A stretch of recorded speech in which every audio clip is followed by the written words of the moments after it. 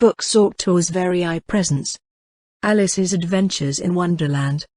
By Lewis Carroll. Part 1 of 2. Alice's Adventures in Wonderland. By Lewis Carroll. Chapter 1. Down the Rabbit Hole.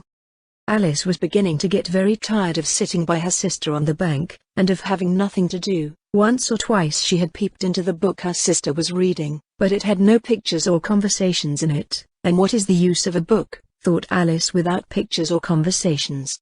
So she was considering in her own mind, as well as she could, for the hot day made her feel very sleepy and stupid, whether the pleasure of making a daisy chain would be worth the trouble of getting up and picking the daisies, when suddenly a white rabbit with pink eyes ran close by her.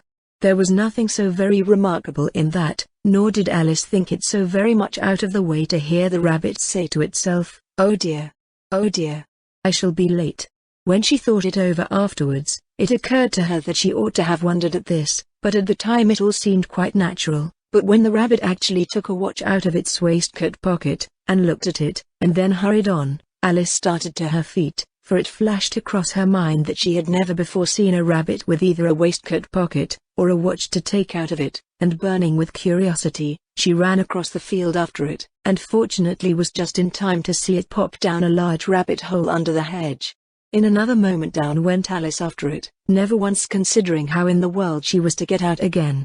The rabbit hole went straight on like a tunnel for some way, and then dipped suddenly down, so suddenly that Alice had not a moment to think about stopping herself before she found herself falling down a very deep well.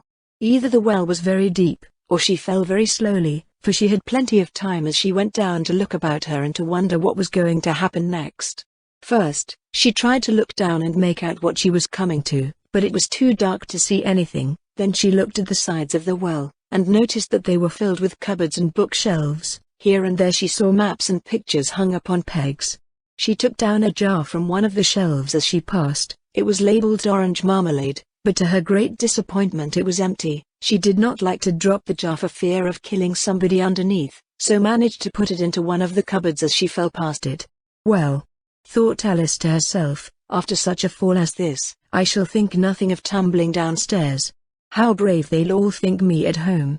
Why, I wouldn't say anything about it, even if I fell off the top of the house." Which was very likely true. Down, down, down. Would the fall never come to an end? "I wonder how many miles I've fallen by this time?"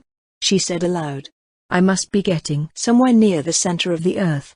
Let me see, that would be 4,000 miles down, I think." For, you see, Alice had learnt several things of this sort in her lessons in the schoolroom, and though this was not a very good opportunity for showing off her knowledge, as there was no one to listen to her, still it was good practice to say it over. "Yes, that's about the right distance, but then I wonder what latitude or longitude I've got to?" Alice had no idea what latitude was, or longitude either, but thought they were nice grand words to say. Presently she began again. "I wonder if I shall fall right through the earth. How funny it'll seem to come out among the people that walk with their heads downward. The antipathies, I think." She was rather glad there was no one listening, this time, as it didn't sound at all the right word. "But I shall have to ask them what the name of the country is, you know. Please, ma'am, is this New Zealand or Australia?" And she tried to curtsy as she spoke. Fancy curtsying as you're falling through the air. Do you think you could manage it? And what an ignorant little girl she'll think me for asking.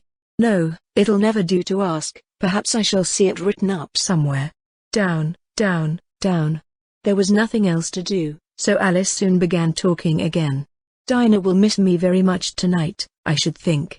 Dinah was the cat. I hope they'll remember her saucer of milk at tea time. Dinah, my dear, I wish you were down here with me. There are no mice in the air, I'm afraid, but you might catch a bat, and that's very like a mouse, you know. But do cats eat bats, I wonder?" And here Alice began to get rather sleepy, and went on saying to herself, in a dreamy sort of way, "Do cats eat bats? Do cats eat bats? And sometimes, do bats eat cats?" For, you see, as she couldn't answer either question, it didn't much matter which way she put it. She felt that she was dozing off, and had just begun to dream that she was walking hand in hand with Dinah, and saying to her very earnestly, "Now, Dinah, tell me the truth, did you ever eat a bat?" When suddenly, thump, thump, down she came upon a heap of sticks and dry leaves, and the fall was over. Alice was not a bit hurt, and she jumped up onto her feet in a moment. She looked up, but it was all dark overhead. Before her was another long passage, and the White Rabbit was still in sight, hurrying down it. There was not a moment to be lost. Away went Alice like the wind, and was just in time to hear it say, as it turned a corner, "Oh my ears and whiskers, how late it's getting." She was close behind it when she turned the corner, but the rabbit was no longer to be seen. She found herself in a long, low hall, which was lit up by a row of lamps hanging from the roof. There were doors all round the hall, but they were all locked, and when Alice had been all the way down one side and up the other, trying every door, she walked sadly down the middle, wondering how she was ever to get out again. Suddenly she came upon a little three-legged table, all made of solid glass. There was nothing on it except a tiny golden key, and Alice's first thought was that it might belong to one of the doors of the hall, but, alas! Either the locks were too large, or the key was too small, but at any rate it would not open any of them. However, on the second time round, she came upon a low curtain she had not noticed before, and behind it was a little door about 15 inches high. She tried the little golden key in the lock, and to her great delight it fitted. Alice opened the door and found that it led into a small passage, not much larger than a rat hole. She knelt down and looked along the passage into the loveliest garden you ever saw. How she longed to get out of that dark hall, and wander about among those beds of bright flowers and those cool fountains, but she could not even get her head through the doorway, and even if my head would go through, thought poor Alice, it would be of very little use without my shoulders. Oh, how I wish I could shut up like a telescope. I think I could, if I only knew how to begin. For, you see, so many out-of-the-way things had happened lately, that Alice had begun to think that very few things indeed were really impossible. There seemed to be no use in waiting by the little door, so she went back to the table, half hoping she might find another key on it, or at any rate a book of rules for shutting people up like telescopes. This time she found a little bottle on it, which certainly was not here before, said Alice, and round the neck of the bottle was a paper label, with the words "Drink Me," beautifully printed on it in large letters. It was all very well to say "Drink me," but the wise little Alice was not going to do that in a hurry. "No, I'll look first," she said, "and see whether it's marked poison or not," for she had read several nice little histories about children who had got burnt, and eaten up by wild beasts and other unpleasant things, all because they would not remember the simple rules their friends had taught them, such as, that a red-hot poker will burn you if you hold it too long, and that if you cut your finger very deeply with a knife, it usually bleeds, and she had never forgotten that, if you drink much from a bottle marked poison, it is almost certain to disagree with you, sooner or later. However, this bottle was not marked poison, so Alice ventured to taste it, and finding it very nice, it had, in fact, a sort of mixed flavor of cherry tart, custard, pineapple, roast turkey, toffee, and hot buttered toast. She very soon finished it off. "What a curious feeling," said Alice, "I must be shutting up like a telescope." And so it was indeed. She was now only 10 inches high, and her face brightened up at the thought that she was now the right size for going through the little door into that lovely garden. First, however, she waited for a few minutes to see if she was going to shrink any further. She felt a little nervous about this, for it might end, you know, said Alice to herself, in my going out altogether, like a candle. I wonder what I should be like then? And she tried to fancy what the flame of a candle is like after the candle is blown out, for she could not remember ever having seen such a thing. After a while, finding that nothing more happened, she decided on going into the garden at once, but, alas for poor Alice! When she got to the door, she found she had forgotten the little golden key, and when she went back to the table for it, she found she could not possibly reach it. She could see it quite plainly through the glass, and she tried her best to climb up one of the legs of the table, but it was too slippery, and when she had tired herself out with trying, the poor little thing sat down and cried. "Come, there's no use in crying like that," said Alice to herself, rather sharply. "I advise you to leave off this minute." She generally gave herself very good advice, though she very seldom followed it, and sometimes she scolded herself so severely as to bring tears into her eyes, and once she remembered trying to box her own ears for having cheated herself in a game of croquet she was playing against herself, for this curious child was very fond of pretending to be two people. But it's no use now, thought poor Alice, to pretend to be two people. Why, there's hardly enough of me left to make one respectable person. Soon her eye fell on a little glass box that was lying under the table. She opened it, and found in it a very small cake, on which the words "Eat me" were beautifully marked in currants. "Well, I'll eat it," said Alice, "and if it makes me grow larger, I can reach the key, and if it makes me grow smaller, I can creep under the door, so either way I'll get into the garden, and I don't care which happens." She ate a little bit, and said anxiously to herself, "Which way? Which way?" holding her hand on the top of her head to feel which way it was growing, and she was quite surprised to find that she remained the same size. To be sure, this generally happens when one eats cake, but Alice had got so much into the way of expecting nothing but out of the way things to happen, that it seemed quite dull and stupid for life to go on in the common way. So she set to work, and very soon finished off the cake. Chapter 2. The Pool of Tears. "Curiouser and curiouser!" cried Alice. She was so much surprised, that for the moment she quite forgot how to speak good English. "Now I'm opening out like the largest telescope that ever was. Goodbye, feet." For when she looked down at her feet, they seemed to be almost out of sight, they were getting so far off. "Oh, my poor little feet, I wonder who will put on your shoes and stockings for you now, dears? I'm sure I shan't be able. I shall be a great deal too far off to trouble myself about you. You must manage the best way you can, but I must be kind to them," thought Alice, "or perhaps they won't walk the way I want to go. Let me see, I'll give them a new pair of boots every Christmas." And she went on planning to herself how she would manage it. "They must go by the carrier," she thought, "and how funny it'll seem, sending presents to one's own feet. And how odd the directions will look. Alice's right foot, Esquire.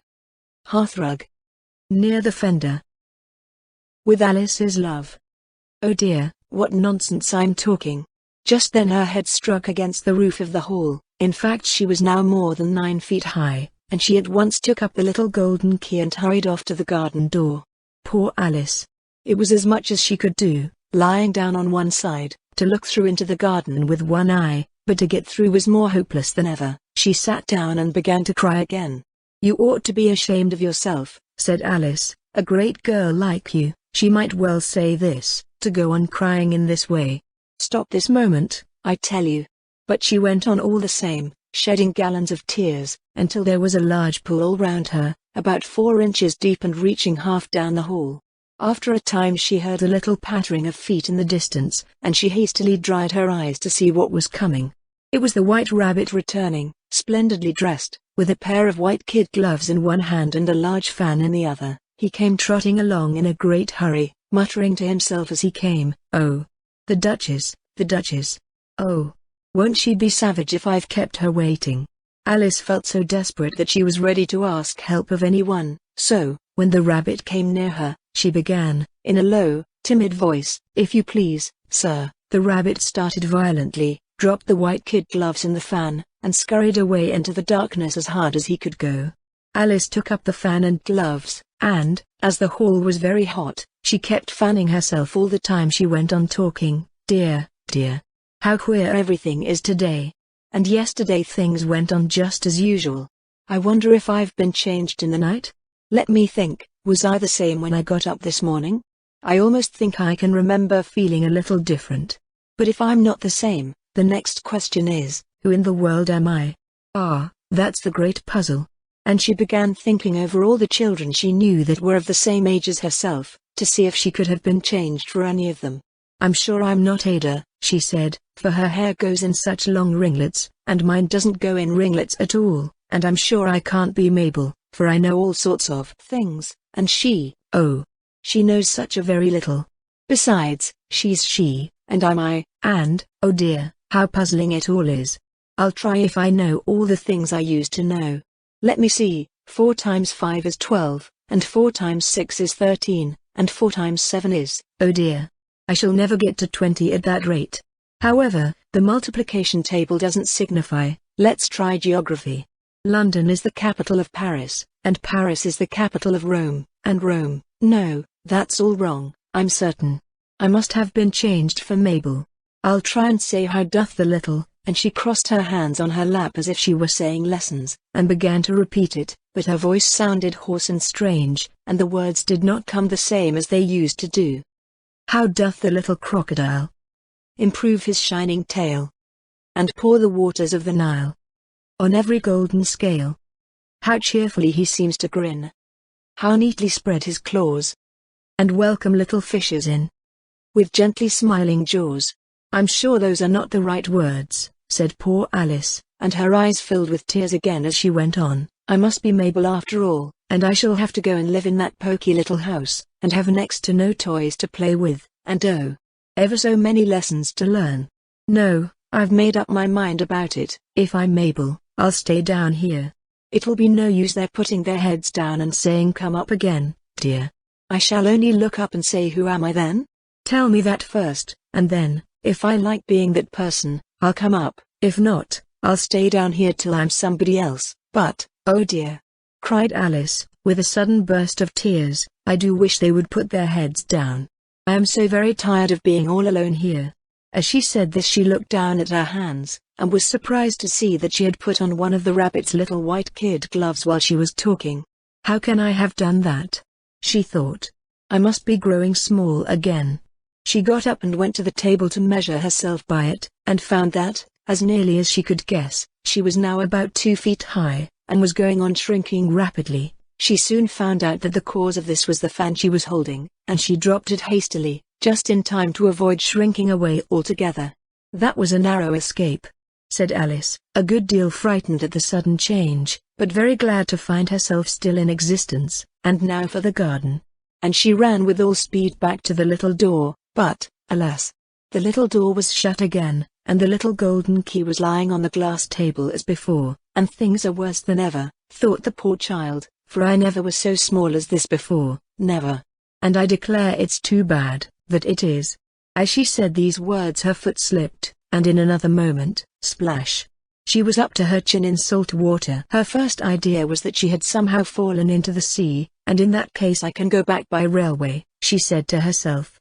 Alice had been to the seaside once in her life, and had come to the general conclusion, that wherever you go to on the English coast you find a number of bathing machines in the sea, some children digging in the sand with wooden spades, then a row of lodging houses, and behind them a railway station. However, she soon made out that she was in the pool of tears which she had wept when she was 9 feet high. I wish I hadn't cried so much, said Alice, as she swam about, trying to find her way out. I shall be punished for it now, I suppose, by being drowned in my own tears. That will be a queer thing, to be sure. However, everything is queer today. Just then she heard something splashing about in the pool a little way off, and she swam nearer to make out what it was. At first she thought it must be a walrus or hippopotamus, but then she remembered how small she was now, and she soon made out that it was only a mouse that had slipped in like herself. Would it be of any use, now, thought Alice, to speak to this mouse? Everything is so out of the way down here, that I should think very likely it can talk. At any rate, there's no harm in trying. So she began, "Oh mouse, do you know the way out of this pool? I am very tired of swimming about here, oh mouse."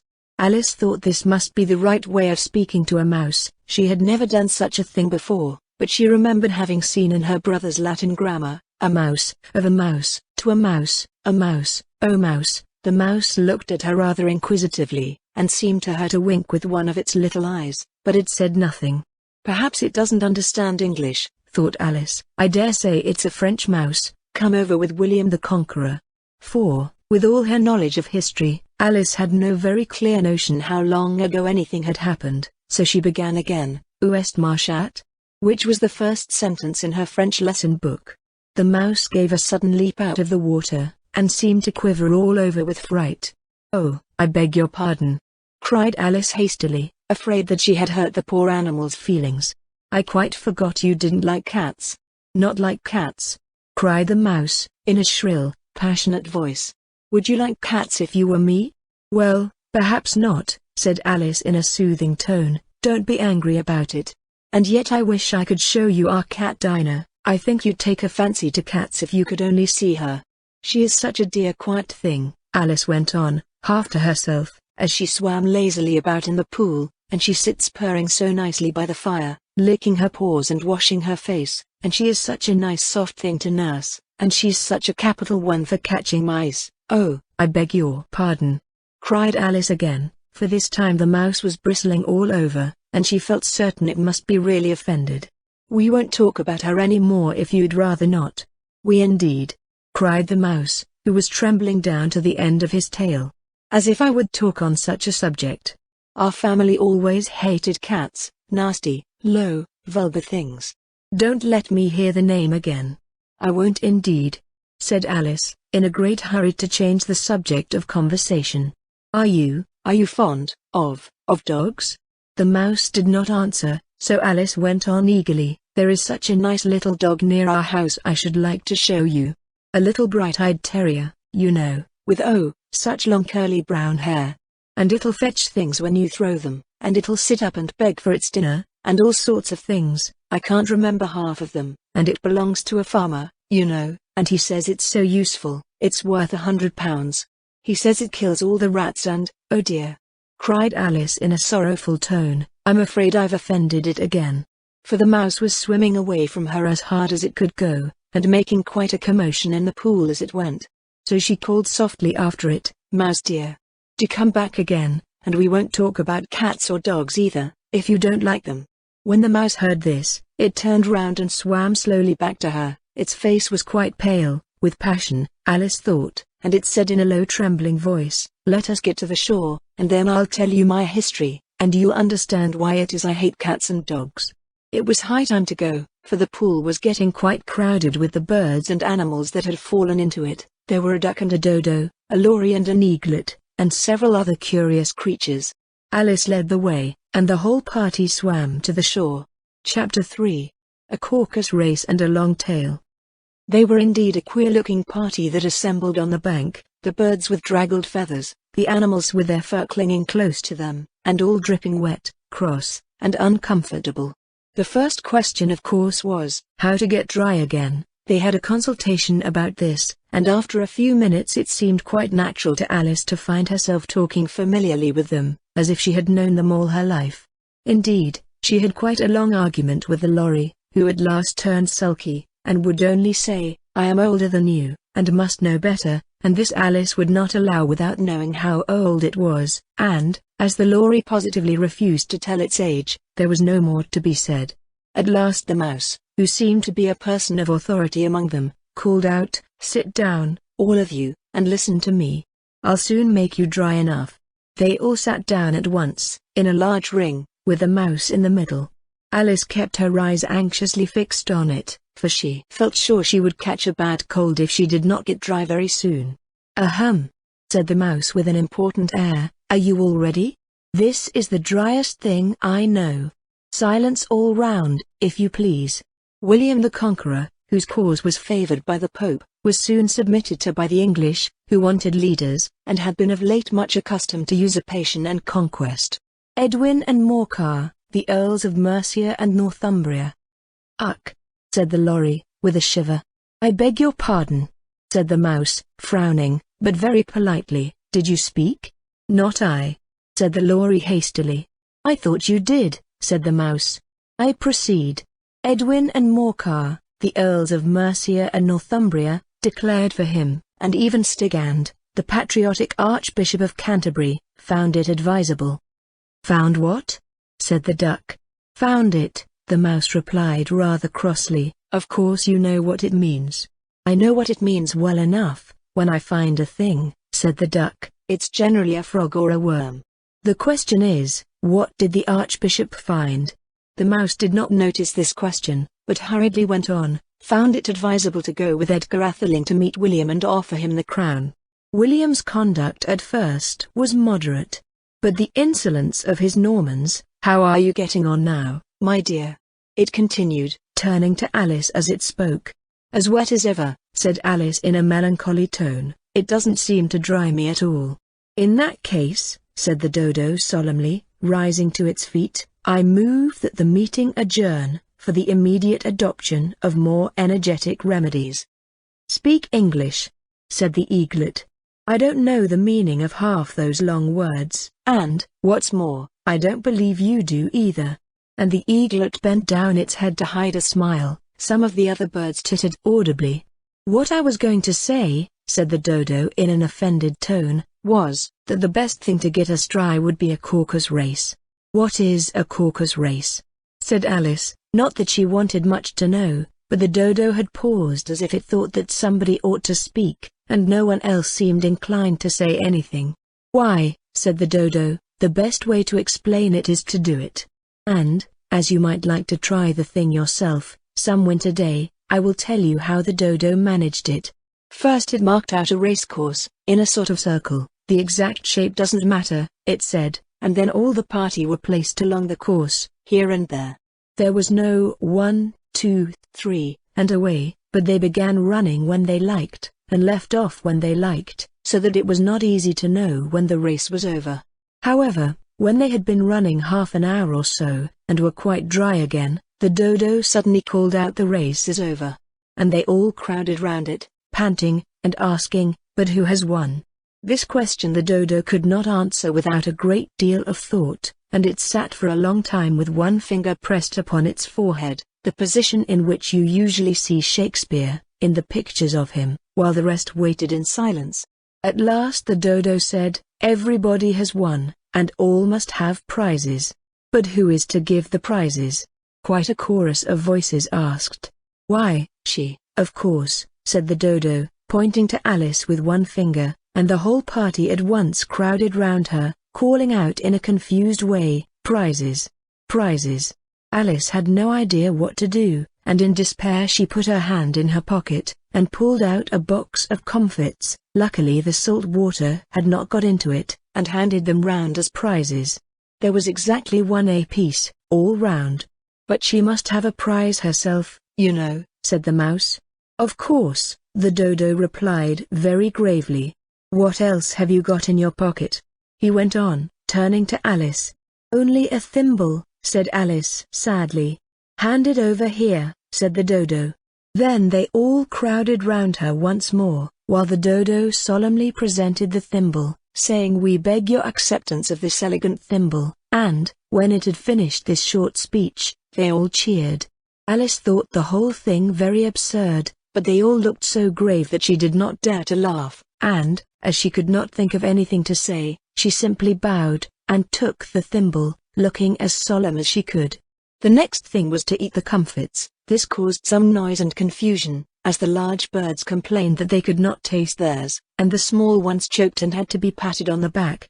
However, it was over at last, and they sat down again in a ring, and begged the mouse to tell them something more. "You promised to tell me your history, you know," said Alice, "and why it is you hate C&D," she added in a whisper, half afraid that it would be offended again. "Mine is a long and sad tale," said the mouse, turning to Alice, and sighing. "It is a long tale, certainly," said Alice, looking down with wonder at the mouse's tail, "but why do you call it sad?" And she kept on puzzling about it while the mouse was speaking, so that her idea of the tale was something like this. Fury said to a mouse, that he met in the house, "Let us both go to law, I will prosecute you. Come, I'll take no denial, we must have a trial, for really this morning I've nothing to do."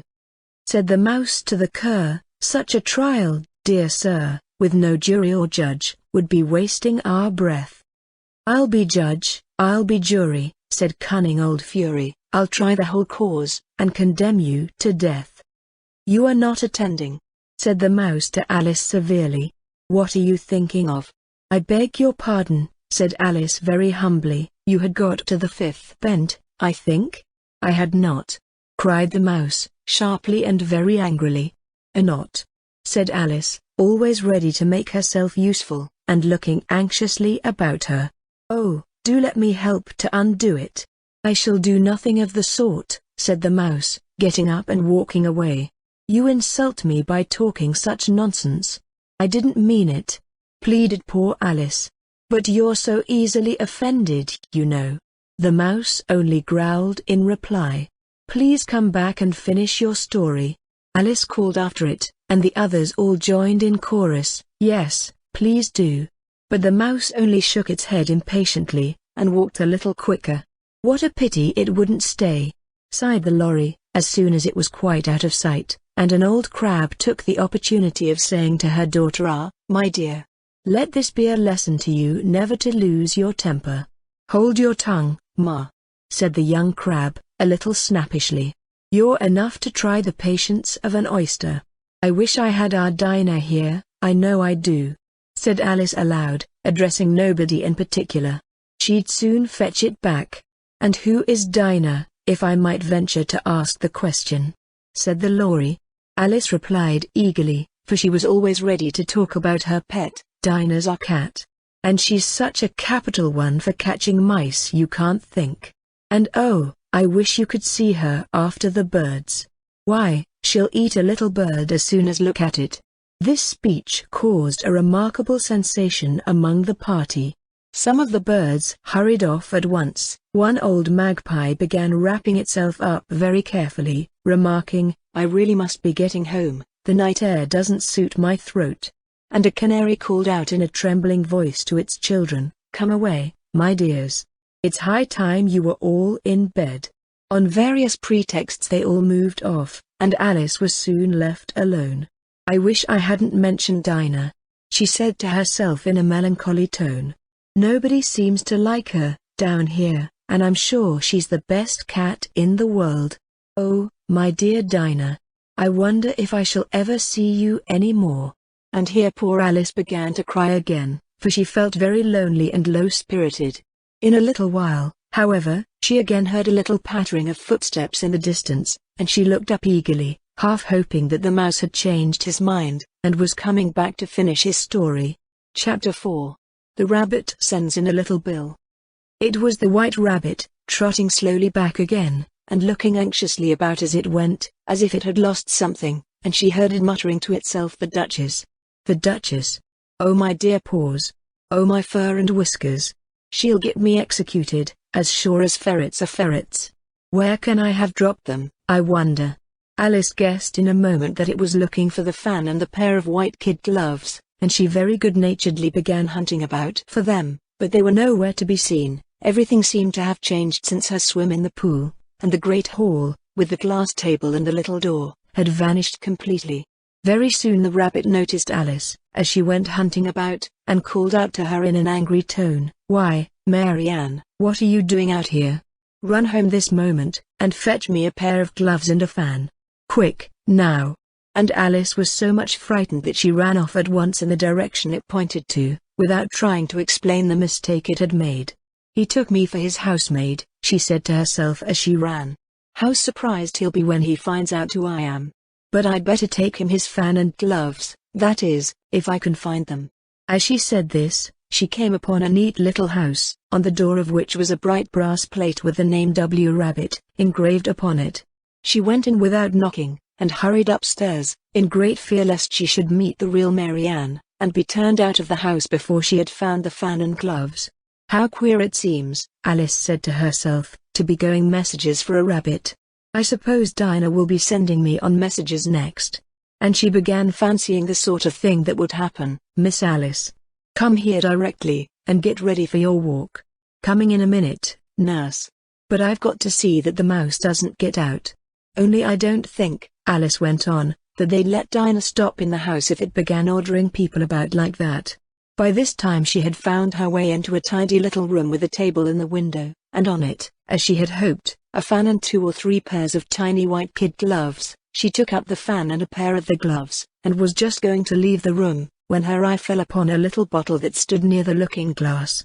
There was no label this time with the words "Drink me," but nevertheless she uncorked it and put it to her lips. "I know something interesting is sure to happen," she said to herself, "whenever I eat or drink anything, so I'll just see what this bottle does. I do hope it'll make me grow large again, for really I'm quite tired of being such a tiny little thing." It did so indeed, and much sooner than she had expected. Before she had drunk half the bottle, she found her head pressing against the ceiling, and had to stoop to save her neck from being broken. She hastily put down the bottle, saying to herself, "That's quite enough. I hope I shan't grow any more. As it is, I can't get out at the door. I do wish I hadn't drunk quite so much." Alas! It was too late to wish that. She went on growing, and very soon had to kneel down on the floor. In another minute there was not even room for this, and she tried the effect of lying down with one elbow against the door, and the other arm curled round her head. Still she went on growing, and, as a last resource, she put one arm out of the window, and one foot up the chimney, and said to herself, now I can do no more. Whatever happens, what will become of me? Luckily for Alice, the little magic bottle had now had its full effect, and she grew no larger. Still it was very uncomfortable, and, as there seemed to be no sort of chance of her ever getting out of the room again, no wonder she felt unhappy. It was much pleasanter at home, thought poor Alice, when one wasn't always growing larger and smaller, and being ordered about by mice and rabbits. I almost wish I hadn't gone down that rabbit hole, and yet, it's rather curious, you know, this sort of life. I do wonder what can have happened to me. When I used to read fairy tales, I fancied that kind of thing never happened, and now here I am in the middle of one. There ought to be a book written about me, that there ought. And when I grow up, I'll write one, but I'm grown up now, she added in a sorrowful tone. At least there's no room to grow up anymore here. But then, thought Alice, shall I never get any older than I am now? That'll be a comfort, one way, never to be an old woman, but then, always to have lessons to learn. Oh, I shouldn't like that. Oh, you foolish Alice, she answered herself. How can you learn lessons in here? Why, there's hardly room for you, and no room at all for any lesson books. And so she went on, taking first one side and then the other, and making quite a conversation of it altogether. But after a few minutes she heard a voice outside, and stopped to listen. Mary Ann, said the voice. Fetch me my gloves this moment. Then came a little pattering of feet on the stairs. Alice knew it was the rabbit coming to look for her, and she trembled till she shook the house, quite forgetting that she was now about 1,000 times as large as the rabbit, and had no reason to be afraid of it. Presently the rabbit came up to the door, and tried to open it, but, as the door opened inwards, and Alice's elbow was pressed hard against it, that attempt proved a failure. Alice heard it say to itself, then I'll go round and get in at the window. That you won't, thought Alice, and, after waiting till she fancied she heard the rabbit just under the window, she suddenly spread out her hand, and made a snatch in the air. She did not get hold of anything, but she heard a little shriek and a fall, and a crash of broken glass, from which she concluded that it was just possible it had fallen into a cucumber frame, or something of the sort. Next came an angry voice, the rabbit's, Pat, Pat, where are you? And then a voice she had never heard before, sure then I'm here. Digging for apples, your honor. Digging for apples, indeed, said the rabbit angrily. Here. Come and help me out of this. Sounds of more broken glass. Now tell me, Pat, what's that in the window? Sure, it's an arm, your honor. He pronounced it arum. An arm, you goose. Whoever saw one that size? Why, it fills the whole window. Sure, it does, your honor, but it's an arum for all that. Well, it's got no business there. At any rate, go and take it away. There was a long silence after this, and Alice could only hear whispers now and then, such as, sure, I don't like it, your honor, at all. Do as I tell you, you coward. And at last she spread out her hand again, and made another snatch in the air. This time there were two little shrieks, and more sounds of broken glass. What a number of cucumber frames there must be, thought Alice. I wonder what they'll do next. As for pulling me out of the window, I only wish they could. I'm sure I don't want to stay in here any longer. She waited for some time without hearing anything more. At last came a rumbling of little cartwheels, and the sound of a good many voices all talking together. She made out the words, where's the other ladder? Why, I hadn't to bring but one. Bill's got the other. Bill. Fetch it here, lad. Here, put 'em up at this corner. No, tie 'em together first. They don't reach half high enough yet. Oh. They'll do well enough. Don't be particular. Here, Bill. Catch hold of this rope. Will the roof bear? Mind that loose slate. Oh, it's coming down. Heads below. A loud crash. Now, who did that? It was Bill, I fancy. Who's to go down the chimney? Nay, I shan't. You do it. That I won't, then. Bill's to go down. Here, Bill. The master says you're to go down the chimney. Oh. So Bill's got to come down the chimney, has he? Said Alice to herself. Shy, they seem to put everything upon Bill. I wouldn't be in Bill's place for a good deal. This fireplace is narrow, to be sure, but I think I can kick a little. She drew her foot as far down the chimney as she could, and waited till she heard a little animal, she couldn't guess of what sort it was, scratching and scrambling about in the chimney close above her. Then, saying to herself this is Bill, she gave one sharp kick, and waited to see what would happen next. The first thing she heard was a general chorus of "There goes Bill." Then the rabbit's voice along, "Catch him, you by the hedge." Then silence, and then another confusion of voices, "Hold up his head, brandy now, don't choke him, how was it, old fellow? What happened to you? Tell us all about it."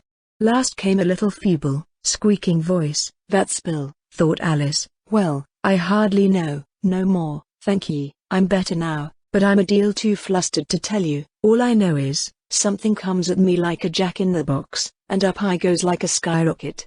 "So you did, old fellow," said the others. "We must burn the house down," said the rabbit's voice, and Alice called out as loud as she could, "If you do, I'll set Dinah at you." There was a dead silence instantly, and Alice thought to herself, "I wonder what they will do next. If they had any sense, they'd take the roof off." After a minute or two, they began moving about again, and Alice heard the rabbit say, "A barrowful will do, to begin with." "A barrowful of what?" thought Alice, but she had not long to doubt, for the next moment a shower of little pebbles came rattling in at the window, and some of them hit her in the face. "I'll put a stop to this," she said to herself, and shouted out, "You'd better not do that again," which produced another dead silence. Alice noticed with some surprise that the pebbles were all turning into little cakes as they lay on the floor, and a bright idea came into her head. "If I eat one of these cakes," she thought, "it's sure to make some change in my size, and as it can't possibly make me larger, it must make me smaller, I suppose." So she swallowed one of the cakes, and was delighted to find that she began shrinking directly. As soon as she was small enough to get through the door, she ran out of the house, and found quite a crowd of little animals and birds waiting outside. The poor little lizard, Bill, was in the middle, being held up by 2 guinea pigs, who were giving it something out of a bottle. They all made a rush at Alice the moment she appeared, but she ran off as hard as she could, and soon found herself safe in a thick wood. "The first thing I've got to do," said Alice to herself, as she wandered about in the wood, "is to grow to my right size again, and the second thing is to find my way into that lovely garden. I think that will be the best plan." It sounded an excellent plan, no doubt, and very neatly and simply arranged. The only difficulty was, that she had not the smallest idea how to set about it, and while she was peering about anxiously among the trees, a little sharp bark just over her head made her look up in a great hurry. An enormous puppy was looking down at her with large round eyes, and feebly stretching out one paw, trying to touch her. "Poor little thing," said Alice, in a coaxing tone, and she tried hard to whistle to it, but she was terribly frightened all the time at the thought that it might be hungry, in which case it would be very likely to eat her up in spite of all her coaxing. Hardly knowing what she did, she picked up a little bit of stick, and held it out to the puppy, whereupon the puppy jumped into the air off all its feet at once, with a yelp of delight, and rushed at the stick, and made believe to worry it. Then Alice dodged behind a great thistle, to keep herself from being run over, and the moment she appeared on the other side, the puppy made another rush at the stick, and tumbled head over heels in its hurry to get hold of it. Then Alice, thinking it was very like having a game of play with a cart horse, and expecting every moment to be trampled under its feet, ran round the thistle again. Then the puppy began a series of short charges at the stick, running a very little way forwards each time and a long way back, and barking hoarsely all the while, till at last it sat down a good way off, panting, with its tongue hanging out of its mouth, and its great eyes half shut. This seemed to Alice a good opportunity for making her escape, so she set off at once, and ran till she was quite tired and out of breath, until the puppy's bark sounded quite faint in the distance. "And yet what a dear little puppy it was," said Alice, as she leant against a buttercup to rest herself, and fanned herself with one of the leaves. "I should have liked teaching it tricks very much, if I'd only been the right size to do it. Oh dear. I'd nearly forgotten that I've got to grow up again. Let me see, how is it to be managed? I suppose I ought to eat or drink something or other, but the great question is, what?" The great question certainly was, what? Alice looked all round her at the flowers and the blades of grass, but she did not see anything that looked like the right thing to eat or drink under the circumstances.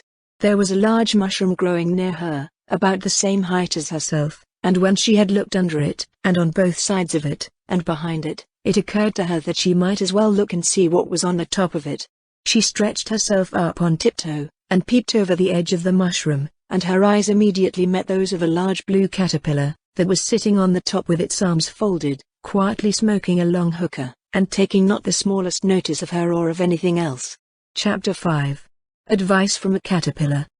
The caterpillar and Alice looked at each other for some time in silence. At last the caterpillar took the hookah out of its mouth, and addressed her in a languid, sleepy voice. "Who are you?" said the caterpillar. This was not an encouraging opening for a conversation. Alice replied, rather shyly, I hardly know, sir, just at present. At least I know who I was when I got up this morning, but I think I must have been changed several times since then." "What do you mean by that?" said the caterpillar sternly. "Explain yourself." "I can't explain myself, I'm afraid, sir," said Alice, "because I'm not myself, you see." "I don't see," said the caterpillar. "I'm afraid I can't put it more clearly," Alice replied very politely, "for I can't understand it myself to begin with, and being so many different sizes in a day is very confusing." "It isn't," said the caterpillar. "Well, perhaps you haven't found it so yet," said Alice, "but when you have to turn into a chrysalis, you will someday, you know, and then after that into a butterfly. I should think you'll feel it a little queer, won't you?" "Not a bit," said the caterpillar. "Well, perhaps your feelings may be different," said Alice. "All I know is, it would feel very queer to me." "You," said the caterpillar contemptuously. "Who are you?" Which brought them back again to the beginning of the conversation. Alice felt a little irritated at the caterpillar's making such very short remarks, and she drew herself up and said, very gravely, "I think you ought to tell me who you are, first." "Why?" said the caterpillar. Here was another puzzling question, and as Alice could not think of any good reason, and as the caterpillar seemed to be in a very unpleasant state of mind, she turned away. "Come back," the caterpillar called after her. "I've something important to say." This sounded promising. Certainly, Alice turned and came back again. "Keep your temper," said the caterpillar. "Is that all?" said Alice, swallowing down her anger as well as she could. "No," said the caterpillar. Alice thought she might as well wait, as she had nothing else to do, and perhaps after all it might tell her something worth hearing. For some minutes it puffed away without speaking, but at last it unfolded its arms, took the hookah out of its mouth again, and said, "So you think you're changed, do you?" "I'm afraid I am, sir," said Alice. "I can't remember things as I used, and I don't keep the same size for 10 minutes together." "Can't remember what things?" said the caterpillar. "Well, I've tried to say how doth the little busy bee, but it all came different." Alice replied in a very melancholy voice. "Repeat." "You are old, Father William," said the caterpillar. Alice folded her hands, and began. "You are old, Father William," the young man said. "And your hair has become very white. And yet you incessantly stand on your head. Do you think, at your age, it is right?" "In my youth," Father William replied to his son, "I feared it might injure the brain. But, now that I am perfectly sure I have none, why, I do it again and again." "You are old," said the youth, "as I mentioned before, and have grown most uncommonly fat. Yet you turned a back somersault in at the door. Pray, what is the reason of that?" "In my youth," said the sage, as he shook his grey locks, "I kept all my limbs very supple.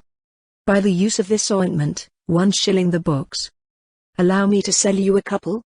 "You are old," said the youth, "and your jaws are too weak for anything tougher than suet. Yet you finished the goose, with the bones and the beak. Pray, how did you manage to do it?" "In my youth," said his father, "I took to the law, and argued each case with my wife. And the muscular strength, which it gave to my jaw, has lasted the rest of my life." "You are old," said the youth, "one would hardly suppose that your eye was as steady as ever, yet you balanced an eel on the end of your nose. What made you so awfully clever?" "I have answered 3 questions, and that is enough," said his father. "Don't give yourself airs.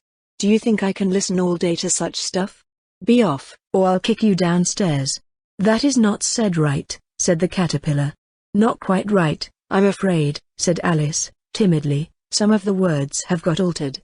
"It is wrong from beginning to end," said the caterpillar decidedly, and there was silence for some minutes. The caterpillar was the first to speak. "What size do you want to be?" it asked. "Oh, I'm not particular as to size," Alice hastily replied, "only one doesn't like changing so often, you know." "I don't know," said the caterpillar. Alice said nothing. She had never been so much contradicted in her life before, and she felt that she was losing her temper. "Are you content now?" said the caterpillar. "Well, I should like to be a little larger, sir, if you wouldn't mind," said Alice. 3 inches is such a wretched height to be."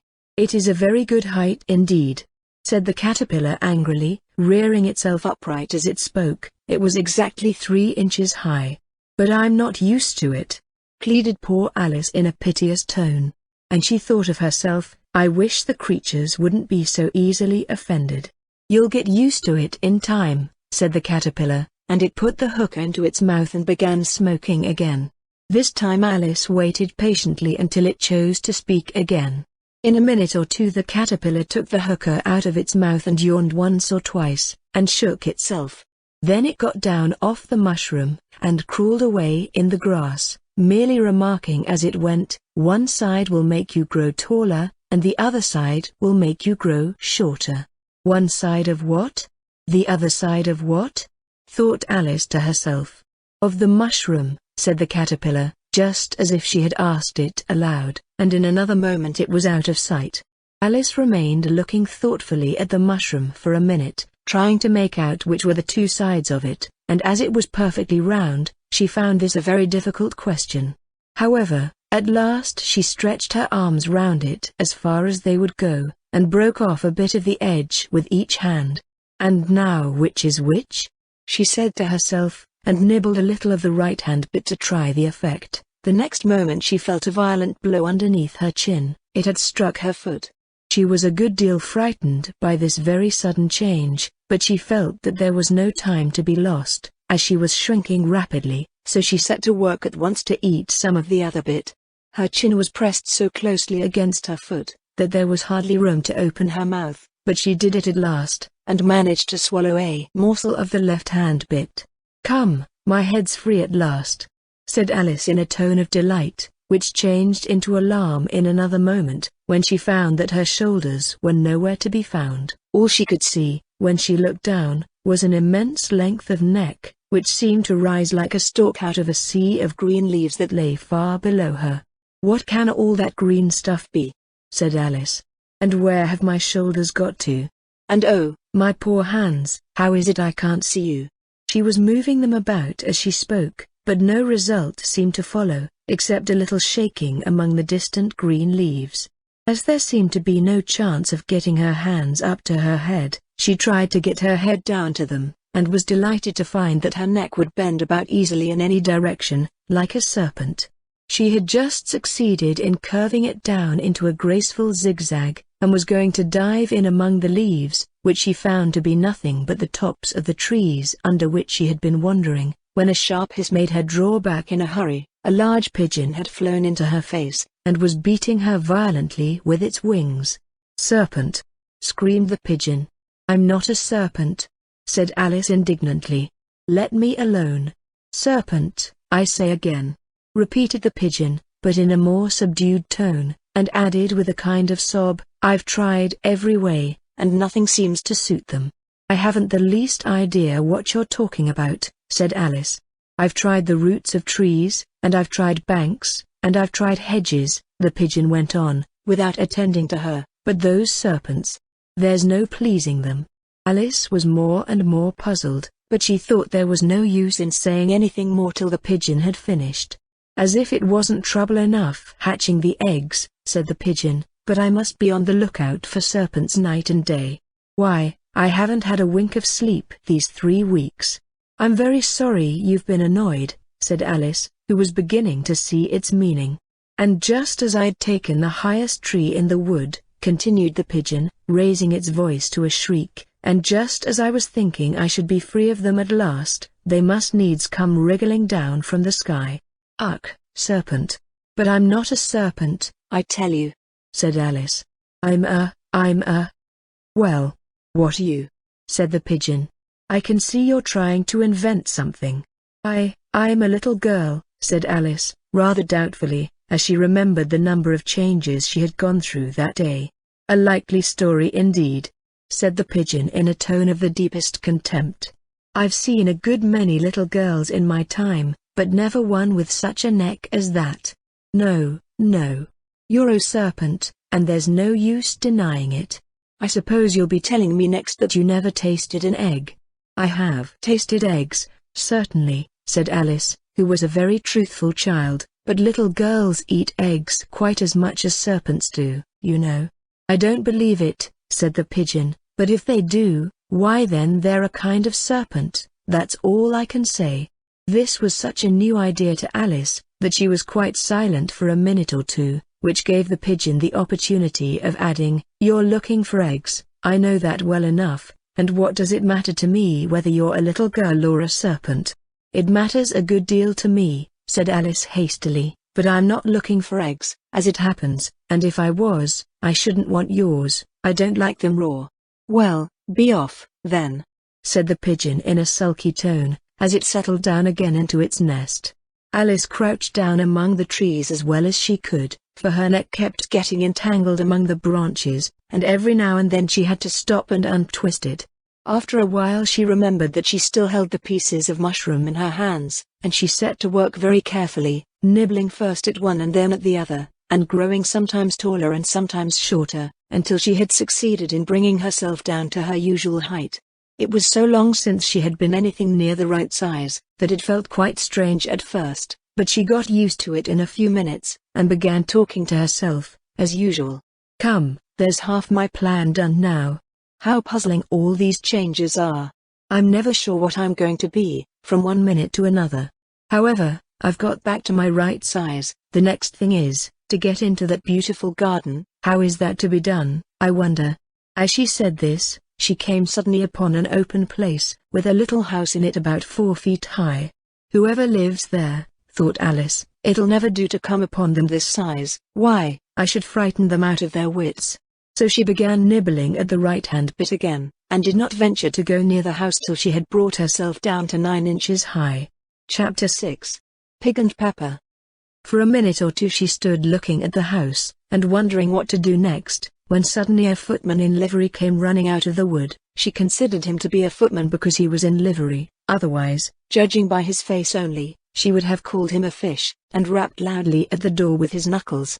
It was opened by another footman in livery, with a round face, and large eyes like a frog, and both footmen, Alice noticed, had powdered hair that curled all over their heads. She felt very curious to know what it was all about, and crept a little way out of the wood to listen. The fish footman began by producing from under his arm a great letter, nearly as large as himself, and this he handed over to the other, saying, in a solemn tone, "For the Duchess. An invitation from the Queen to play croquet." The frog footman repeated, in the same solemn tone, only changing the order of the words a little, "From the Queen. An invitation for the Duchess to play croquet." Then they both bowed low, and their curls got entangled together. Alice laughed so much at this, that she had to run back into the wood for fear of their hearing her, and when she next peeped out the fish footman was gone, and the other was sitting on the ground near the door, staring stupidly up into the sky. Alice went timidly up to the door, and knocked. "There's no sort of use in knocking," said the footman, "and that for 2 reasons. First, because I'm on the same side of the door as you are, secondly, because they're making such a noise inside, no one could possibly hear you." And certainly there was a most extraordinary noise going on within, a constant howling and sneezing, and every now and then a great crash, as if a dish or kettle had been broken to pieces. "Please, then," said Alice, "how am I to get in?" "There might be some sense in your knocking," the footman went on without attending to her, "if we had the door between us. For instance, if you were inside, you might knock, and I could let you out, you know." He was looking up into the sky all the time he was speaking, and this Alice thought decidedly uncivil. "But perhaps he can't help it," she said to herself, "his eyes are so very nearly at the top of his head. But at any rate he might answer questions. How am I to get in?" she repeated, aloud. "I shall sit here," the footman remarked, "till tomorrow." At this moment the door of the house opened, and a large plate came skimming out, straight at the footman's head. It just grazed his nose, and broke to pieces against one of the trees behind him. "Or next day, maybe," The footman continued in the same tone, exactly as if nothing had happened. "How am I to get in?"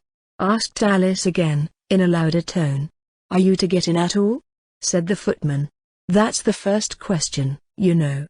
It was, no doubt, only Alice did not like to be told so.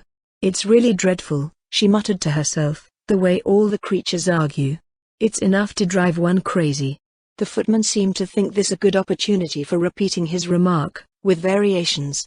"I shall sit here," he said, "on and off, for days and days." "But what am I to do?" said Alice. "Anything you like," said the footman, and began whistling. "Oh, there's no use in talking to him," said Alice desperately, "he's perfectly idiotic." And she opened the door and went in. The door led right into a large kitchen, which was full of smoke from one end to the other. The Duchess was sitting on a three-legged stool in the middle, nursing a baby. The cook was leaning over the fire, stirring a large cauldron which seemed to be full of soup. "There's certainly too much pepper in that soup," Alice said to herself, as well as she could for sneezing. There was certainly too much of it in the air. Even the Duchess sneezed occasionally, and as for the baby, it was sneezing and howling alternately without a moment's pause. The only things in the kitchen that did not sneeze were the cook, and a large cat which was sitting on the hearth and grinning from ear to ear. "Please would you tell me," said Alice, a little timidly, for she was not quite sure whether it was good manners for her to speak first, "why your cat grins like that?" "It's a Cheshire cat," said the Duchess, "and that's why." "Pig." She said the last word with such sudden violence that Alice quite jumped, but she saw in another moment that it was addressed to the baby, and not to her, so she took courage, and went on again. "I didn't know that Cheshire cats always grinned. In fact, I didn't know that cats could grin." "They all can," said the Duchess, "and most of 'em do." "I don't know of any that do," Alice said very politely, feeling quite pleased to have got into a conversation. "You don't know much," said the Duchess, "and that's a fact." Alice did not at all like the tone of this remark, and thought it would be as well to introduce some other subject of conversation.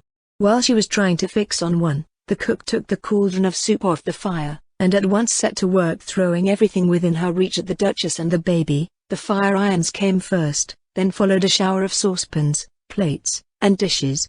The Duchess took no notice of them even when they hit her, and the baby was howling so much already, that it was quite impossible to say whether the blows hurt it or not. "Oh, please mind what you're doing," cried Alice, jumping up and down in an agony of terror. "Oh, there goes his precious nose," as an unusually large saucepan flew close by it, and very nearly carried it off. "If everybody minded their own business," the Duchess said in a hoarse growl, "the world would go round a deal faster than it does." "Which would not be an advantage," said Alice, who felt very glad to get an opportunity of showing off a little of her knowledge. "Just think of what work it would make with the day and night. You see, the Earth takes 24 hours to turn round on its axis." "Talking of axes," said the Duchess, "chop off her head." Alice glanced rather anxiously at the cook, to see if she meant to take the hint, but the cook was busily stirring the soup, and seemed not to be listening, so she went on again. 24 hours, I think, or is it 12? "Aye." "Oh, don't bother me," said the Duchess, "I never could abide figures." And with that she began nursing her child again, singing a sort of lullaby to it as she did so, and giving it a violent shake at the end of every line. "Speak roughly to your little boy. And beat him when he sneezes. He only does it to annoy. Because he knows it teases." The cook and the baby joined in for the chorus. "Wow, wow, wow." While the Duchess sang the second verse of the song, she kept tossing the baby violently up and down, and the poor little thing howled so, that Alice could hardly hear the words. "I speak severely to my boy. I beat him when he sneezes. For he can thoroughly enjoy the pepper when he pleases." Again they joined the chorus. "Wow, wow, wow. Here. You may nurse it a bit, if you like," the Duchess said to Alice, flinging the baby at her as she spoke. "I must go and get ready to play croquet with the Queen," and she hurried out of the room. The cook threw a frying pan after her as she went out, but it just missed her. Alice caught the baby with some difficulty, as it was a queer-shaped little creature, and held out its arms and legs in all directions, just like a starfish, thought Alice. The poor little thing was snorting like a steam engine when she caught it, and kept doubling itself up and straightening itself out again, so that altogether, for the first minute or two, it was as much as she could do to hold it. As soon as she had made out the proper way of nursing it, which was to twist it up into a sort of knot, and then keep tight hold of its right ear and left foot, so as to prevent its undoing itself, she carried it out into the open air. "If I don't take this child away with me," thought Alice, "they're sure to kill it in a day or two. Wouldn't it be murder to leave it behind?" She said the last words out loud, and the little thing grunted in reply. It had left off sneezing by this time. "Don't grunt," said Alice, "that's not at all a proper way of expressing yourself." The baby grunted again, and Alice looked very anxiously into its face to see what was the matter with it. There could be no doubt that it had a very turn-up nose, much more like a snout than a real nose. Also its eyes were getting extremely small for a baby. Altogether Alice did not like the look of the thing at all. But perhaps it was only sobbing, she thought, and looked into its eyes again, to see if there were any tears. No, there were no tears. "If you're going to turn into a pig, my dear," said Alice, seriously, "I'll have nothing more to do with you. Mind now." The poor little thing sobbed again, or grunted, it was impossible to say which, and they went on for some while in silence. Alice was just beginning to think to herself, "Now, what am I to do with this creature when I get it home?" when it grunted again, so violently, that she looked down into its face in some alarm. This time there could be no mistake about it, it was neither more nor less than a pig, and she felt that it would be quite absurd for her to carry it further. So she set the little creature down, and felt quite relieved to see it trot away quietly into the wood. If it had grown up, she said to herself, it would have made a dreadfully ugly child, but it makes rather a handsome pig, I think. And she began thinking over other children she knew, who might do very well as pigs, and was just saying to herself, if one only knew the right way to change them, when she was a little startled by seeing the Cheshire Cat sitting on a bough of a tree a few yards off. The cat only grinned when it saw Alice. It looked good-natured, she thought, still it had very long claws and a great many teeth, so she felt that it ought to be treated with respect. "Cheshire Puss," she began, rather timidly, as she did not at all know whether it would like the name. However, it only grinned a little wider. "Come, it's pleased so far," thought Alice, and she went on. "Would you tell me, please, which way I ought to go from here?" "That depends a good deal on where you want to get to," said the cat. "I don't much care where," said Alice. "Then it doesn't matter which way you go," said the cat. "So long as I get somewhere," Alice added as an explanation. "Oh, you're sure to do that," said the cat, "if you only walk long enough." Alice felt that this could not be denied, so she tried another question. "What sort of people live about here?" "In that direction," the cat said, waving its right paw round, "lives a hatter, and in that direction, waving the other paw, lives a March hare. Visit either you like, they're both mad." "But I don't want to go among mad people," Alice remarked.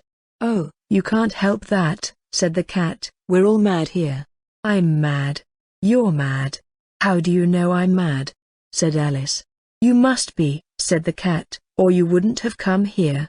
Alice didn't think that proved it at all. However, she went on, "And how do you know that you're mad?" "To begin with," said the cat, "a dog's not mad." "You grant that?" "I suppose so," said Alice. "Well, then," the cat went on, "you see, a dog growls when it's angry, and wags its tail when it's pleased. Now I growl when I'm pleased, and wag my tail when I'm angry. Therefore I'm mad. I call it purring, not growling," said Alice. "Call it what you like," said the cat. "Do you play croquet with the Queen today?" "I should like it very much," said Alice, "but I haven't been invited yet." "You'll see me there," said the cat, and vanished. Alice was not much surprised at this, she was getting so used to queer things happening. While she was looking at the place where it had been, it suddenly appeared again. "By the by, what became of the baby?" said the cat. "I'd nearly forgotten to ask." "It turned into a pig," Alice quietly said, just as if it had come back in a natural way. "I thought it would," said the cat, and vanished again. Alice waited a little, half expecting to see it again, but it did not appear, and after a minute or two she walked on in the direction in which the March hare was said to live. "I've seen hatters before," she said to herself. "The March hare will be much the most interesting." and perhaps as this is May it won't be raving mad, at least not so mad as it was in March." As she said this, she looked up, and there was the cat again, sitting on a branch of a tree. "Did you say pig, or fig?" said the cat. "I said pig," replied Alice, "and I wish you wouldn't keep appearing and vanishing so suddenly, you make one quite giddy." "All right," said the cat, and this time it vanished quite slowly, beginning with the end of the tail, and ending with the grin, which remained some time after the rest of it had gone. "Well, I've often seen a cat without a grin," thought Alice, "but a grin without a cat. It's the most curious thing I ever saw in my life." She had not gone much farther before she came in sight of the house of the March Hare. She thought it must be the right house, because the chimneys were shaped like ears and the roof was thatched with fur. It was so large a house, that she did not like to go near it till she had nibbled some more of the left-hand bit of mushroom, and raised herself to about 2 feet high. Even then she walked up towards it rather timidly, saying to herself, "Suppose it should be raving mad after all. I almost wish I'd gone to see the Hatter instead." Chapter 7. A Mad Tea Party. There was a table set out under a tree in front of the house, and the March Hare and the Hatter were having tea at it. A dormouse was sitting between them, fast asleep, and the other two were using it as a cushion, resting their elbows on it, and talking over its head. Very uncomfortable for the dormouse, thought Alice, only, as it's asleep, I suppose it doesn't mind. The table was a large one, but the three were all crowded together at one corner of it. "No room. No room," they cried out when they saw Alice coming.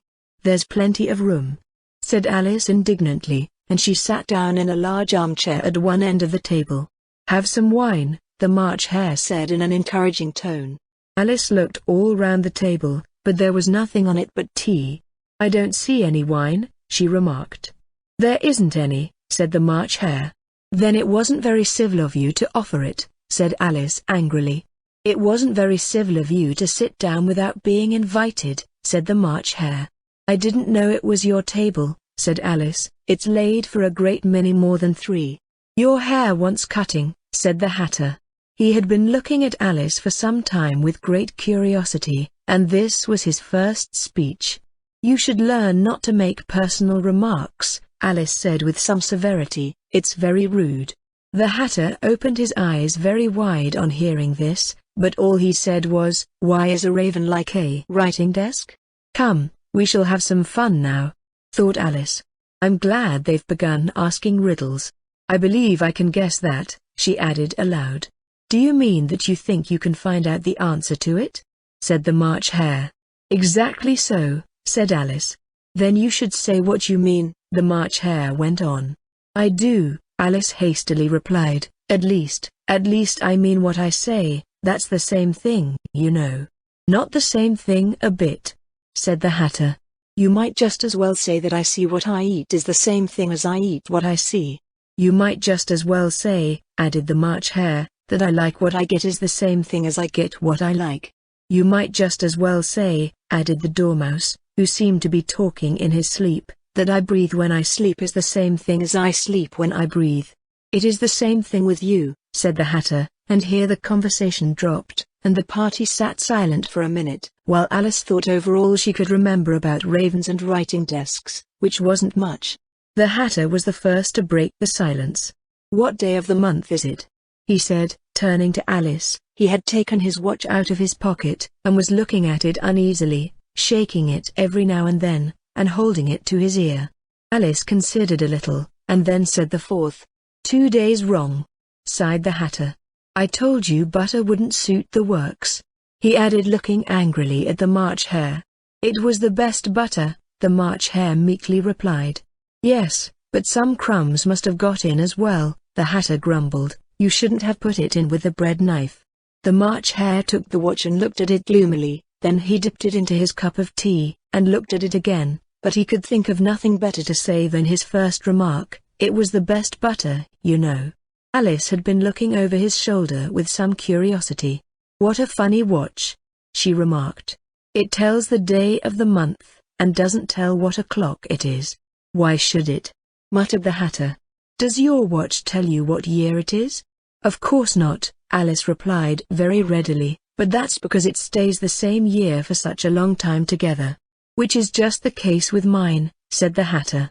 Alice felt dreadfully puzzled. The Hatter's remark seemed to have no sort of meaning in it, and yet it was certainly English.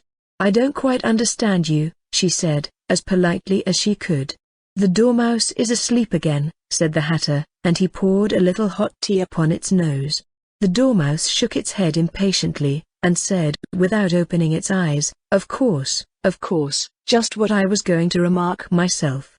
Have you guessed the riddle yet? The Hatter said, turning to Alice again. No, I give it up, Alice replied. What's the answer? I haven't the slightest idea, said the Hatter. Nor I, said the March Hare. Alice sighed wearily. I think you might do something better with the time, she said, than waste it in asking riddles that have no answers. If you knew time as well as I do, said the Hatter, you wouldn't talk about wasting it. It's him. I don't know what you mean, said Alice. Of course you don't, the Hatter said, tossing his head contemptuously. I dare say you never even spoke to time. Perhaps not, Alice cautiously replied, but I know I have to beat time when I learn music. That accounts for it, said the Hatter. He won't stand beating. Now, if you only kept on good terms with him, he'd do almost anything you liked with the clock. For instance, suppose it were 9 o'clock in the morning, just time to begin lessons, you'd only have to whisper a hint to time, and round goes the clock in a twinkling. 1:30, time for dinner. I only wish it was, the March Hare said to itself in a whisper. That would be grand, certainly, said Alice thoughtfully, but then, I shouldn't be hungry for it, you know. Not at first, perhaps, said the Hatter, but you could keep it to 1:30 as long as you liked. Is that the way you manage? Alice asked. The Hatter shook his head mournfully. Not I, he replied. We quarreled last March, just before he went mad, you know, pointing with his teaspoon at the March Hare. It was at the great concert given by the Queen of Hearts, and I had to sing. Twinkle, twinkle, little bat, how I wonder what you're at. You know the song, perhaps? I've heard something like it, said Alice. It goes on, you know, the Hatter continued, in this way. Up above the world you fly, like a tea tray in the sky. Twinkle, twinkle. Here the Dormouse shook itself, and began singing in its sleep twinkle, twinkle, twinkle, twinkle, and went on so long that they had to pinch it to make it stop. Well, I'd hardly finished the first verse, said the Hatter, when the Queen jumped up and bawled out, he's murdering the time. Off with his head. How dreadfully savage, exclaimed Alice. And ever since that, the Hatter went on in a mournful tone, he won't do a thing I ask. It's always 6 o'clock now. A bright idea came into Alice's head.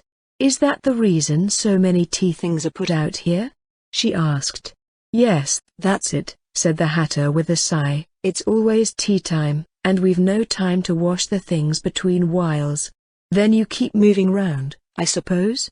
Said Alice. Exactly so, said the Hatter, as the things get used up. But what happens when you come to the beginning again? Alice ventured to ask. Suppose we change the subject, the March Hare interrupted, yawning.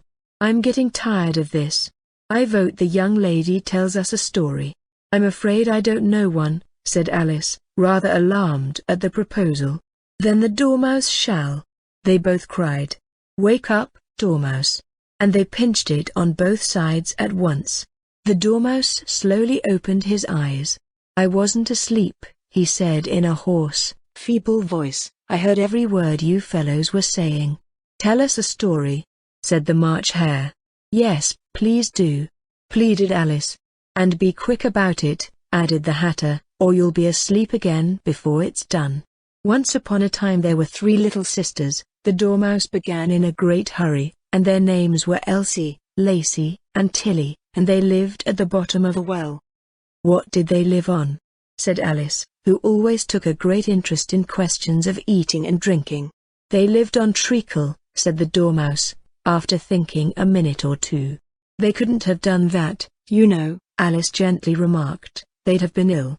So they were, said the Dormouse, very ill. Alice tried to fancy to herself what such an extraordinary ways of living would be like, but it puzzled her too much, so she went on, "But why did they live at the bottom of a well?" "Take some more tea," the March Hare said to Alice, very earnestly. "I've had nothing yet," Alice replied in an offended tone, "so I can't take more." "You mean you can't take less," said the Hatter. "It's very easy to take more than nothing." "Nobody asked your opinion," said Alice. "Who's making personal remarks now?"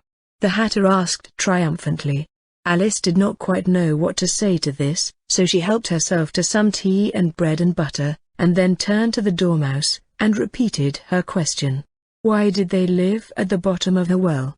The Dormouse again took a minute or two to think about it, and then said, "It was a treacle well. There's no such thing." Alice was beginning very angrily, but the Hatter and the March Hare went sh, and the Dormouse sulkily remarked, "If you can't be civil, you'd better finish the story for yourself." "No, please go on," Alice said very humbly. "I won't interrupt again. I dare say there may be one." "One, indeed," said the Dormouse indignantly. However, he consented to go on. "And so these three little sisters, they were learning to draw, you know." "What did they draw?" said Alice, quite forgetting her promise. "Treacle," said the Dormouse, without considering at all this time. "I want a clean cup," interrupted the Hatter. "Let's all move one place on." He moved on as he spoke, and the Dormouse followed him. The March Hare moved into the Dormouse's place, and Alice rather unwillingly took the place of the March Hare. The Hatter was the only one who got any advantage from the change, and Alice was a good deal worse off than before, as the March Hare had just upset the milk jug into his plate. Alice did not wish to offend the Dormouse again, so she began very cautiously, "But I don't understand. Where did they draw the treacle from?" "You can draw water out of a water well," said the Hatter, "so I should think you could draw treacle out of a treacle well, eh, stupid?" "But they were in the well," Alice said to the Dormouse, not choosing to notice this last remark. "Of course they were," said the Dormouse, "well in." This answer so confused poor Alice, that she let the Dormouse go on for some time without interrupting it. "They were learning to draw," the Dormouse went on, yawning and rubbing its eyes, for it was getting very sleepy, "and they drew all manner of things, everything that begins with an M." "Why with an M?" said Alice. "Why not?" said the March Hare. Alice was silent. The Dormouse had closed its eyes by this time, and was going off into a doze, but, on being pinched by the Hatter, it woke up again with a little shriek, and went on, "That begins with an M, such as mousetraps, and the moon, and memory, and muchness. You know you say things are much of a muchness. Did you ever see such a thing as a drawing of a muchness?" "Really, now you ask me," said Alice, very much confused, "I don't think." "Then you shouldn't talk," said the Hatter. This piece of rudeness was more than Alice could bear. She got up in great disgust, and walked off. The Dormouse fell asleep instantly, and neither of the others took the least notice of her going, though she looked back once or twice, half hoping that they would call after her. The last time she saw them, they were trying to put the Dormouse into the teapot. "At any rate, I'll never go there again," said Alice as she picked her way through the wood. "It's the stupidest tea party I ever was at in all my life." Just as she said this, she noticed that one of the trees had a door leading right into it. "That's very curious," she thought. "But everything's curious today. I think I may as well go in at once." And in she went. Once more she found herself in a long hall, and close to the little glass table.